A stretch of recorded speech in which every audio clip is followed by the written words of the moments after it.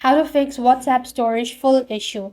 Hi everybody, welcome back to our channel. In this guide, I'm going to show you the procedure to fix WhatsApp storage full issue.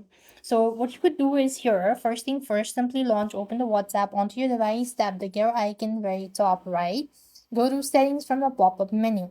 Over here, just want to go to storage and cache, and here you just want to make sure to go ahead and look for manage storage.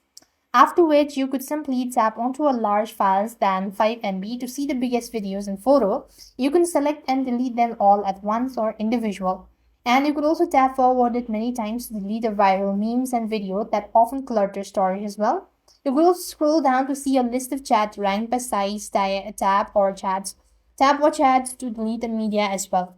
Next, what you could also do is simply want to make sure to go ahead and launch open settings on your device, locate app from the list and go to WhatsApp.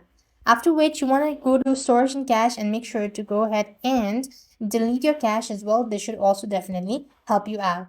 As mentioned, you could also go ahead and delete all of the unwanted medias and files that are stored in your device, and that should also definitely help you out. So this way you're supposed to fix WhatsApp storage full issue.